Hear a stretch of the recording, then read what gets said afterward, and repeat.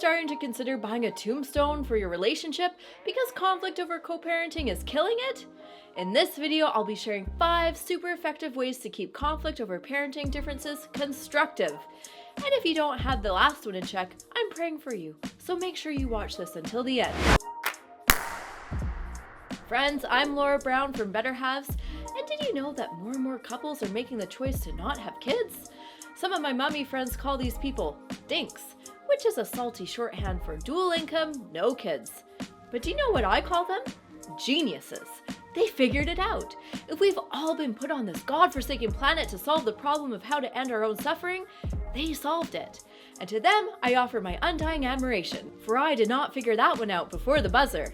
But don't cry for me, Argentina. You've got your own problems. And today we're going to talk about a big one, parenting.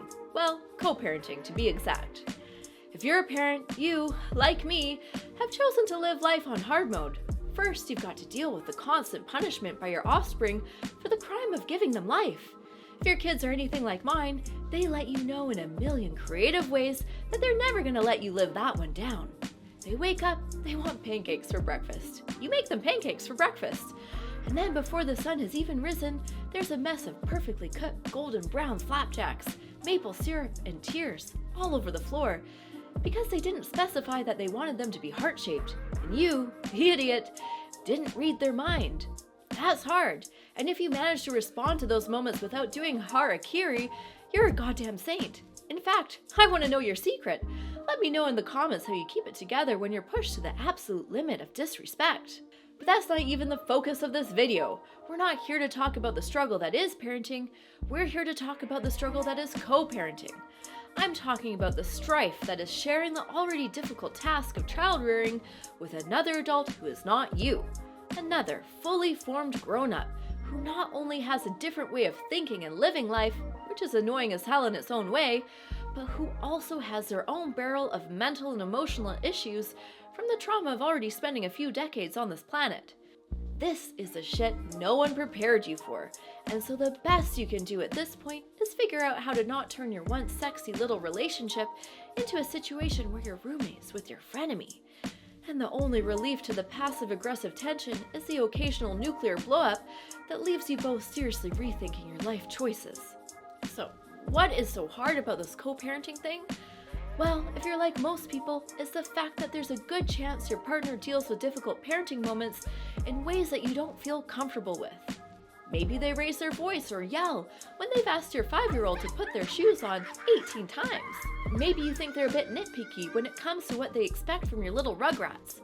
Or maybe you actually think they're a little too soft and should be more of a hard ass when your kids are acting like turkeys. At the crux of this issue is one thing: difference. The eternal wellspring of conflict. Because you operate differently than your better half, you drive each other crazy when those differences are on full display.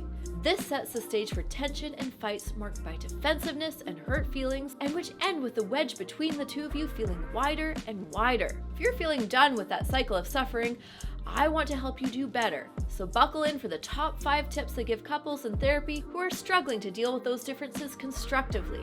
My first tip is a bit more of a long game, but it's worth getting started on it today. What I would love for you and your partner to do is establish a culture of care and concern. What this means is normalizing the expression of worries and concerns in ways that are clear and assertive, but also respectful. While this is the job of the person who has something to say, the other partner, who is responsible for listening and responding, makes it their business to respond with compassion and empathy. To succeed at this, one simple guideline to follow as a speaker is to lead with I statements. Instead of being all like, "You need to stop being such a snapcase," or "You're turning our child into an entitled little prick with how much you spoil them," try saying, "I'm feeling worried that your yelling is making our kids feel anxious at home." Or, "I'm scared that our kid will have a hard time taking no for an answer if we're always giving them what they want." As a listener, these are not always easy statements to hear. I'm going to talk more about defensiveness in a hot minute. For now, I'll just say that these moments are ripe opportunities for the partner on the receiving end of messages like these to practice hanging in there, tolerating whatever emotional discomfort they might feel, and listen. If you can establish that as a regular practice in your relationship, you'll be so much better equipped to have the constructive conversations that are necessary to actually working through these difficult issues. Now, my second tip is to set an intention whenever it may be necessary to have a difficult conversation about co-parenting concerns. How do you want it to go? Are you hoping to set a world record for how quickly either of you can flush your wedding ring down the toilet from the start of the conflict? Maybe, but I bet not. If you're anything like most couples, you're sick and tired of fighting and just want to feel close, connected, and safe. So you need to act in ways that are conducive to that, or at least act in ways that don't actively drive you further apart. So, what's your intention? Maybe to talk through your concern? Maybe to better understand how your partner thinks and feels? Maybe to get closer to being on the same page when it comes to your parenting approach? And you know what? You don't need to keep your intention a secret. In fact, it can be super helpful for both of you to ask each other at the start of a hard conversation or conflict questions like, how do you want this conversation to be helpful? Or what's your intention when it comes to this conversation? I obviously think this is a good thing to do when it comes to potentially challenging conversations about parenting, but you don't have to stop there. This is a strategy you can use when it comes to literally any and all conflict in your relationship because it helps you be more thoughtful and intentional in times where it's easy to be counterproductive. My third tip to keep difficult co-parenting conversations constructive is to be curious. This is helpful for a couple of reasons. First, it helps you keep your assumptions in check, which may not otherwise be super charitable toward your better half. It also gives them the benefit of the doubt that there may be a method to what you might perceive as madness. Like, do you think your partner is trying to conduct a really long-term social experiment to see how messed up they can make your kids? Or do you think they might have good intentions, even if their execution isn't stellar? Curiosity also helps conversations move forward way better than just volleying statements back and forth, in part because it's less likely to elicit a defensive response.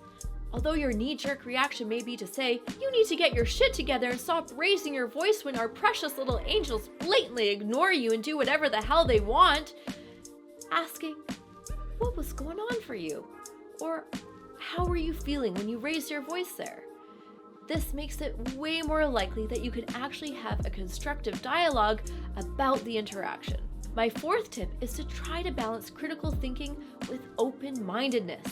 To do this, reflect critically on the rationale behind your partner's parenting approach, while also making yourself open to the potential merits it may have.